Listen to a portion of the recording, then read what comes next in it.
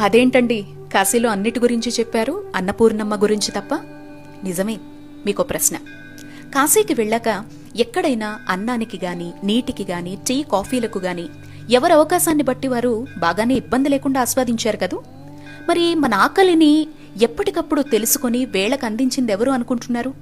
ఆ పరమేశ్వరుడికే భిక్షను వేసి తనను దర్శించే వారికి జ్ఞానాన్ని ప్రసాదిస్తూ తన భర్తకు మాత్రమే కాదండి, కాశీలో జీవించే, కాశీలో అడుగుపెట్టే ప్రతి ఒక్కరి ఆకలి తీర్చి పంపుతోంది అమ్మలగన్న అమ్మ మన అన్నపూర్ణమ్మ.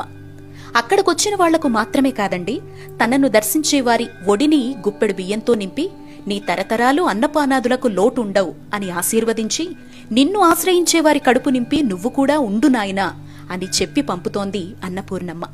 కాశీ అన్నపూర్ణమ్మ దయ, కరుణ అపారం. అక్కడ జీవించే సాధు ఆకలిని తీర్చేదమ్మే, పక్షులకు అన్నం పెట్టేది అమ్మే, గంగమ్మనే నమ్ముకున్న చేపపిల్ల ఆకలి తీర్చేది ఆ అమ్మనే.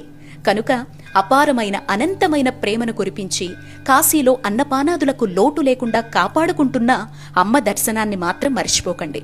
మీకున్నంతలో ఒక్క జీవి కడుపు నింపండి మీ ట్రిప్పు మొత్తంలో. ఎగ్జాక్ట్ గా విశ్వనాథ లేన్లో స్వామివారి ప్రవేశ ద్వారానికి ఎదురుగా ఉంటుందండి అమ్మవారి ఆలయం.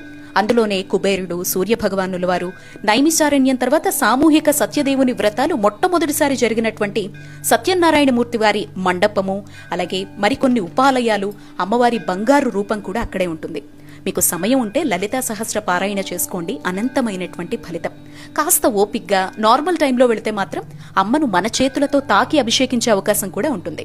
ప్రసాదంగా అక్కడిచ్చినటువంటి బియ్యాన్ని ఇంటికి తీసుకొచ్చాక ఒక్కొక్క గింజగా అయినా అందరికీ పంచిపెట్టే ప్రయత్నం చెయ్యండి. ఎందుకంటే అమ్మ కృపకు వాళ్లు కూడా పాత్రులవుతారు.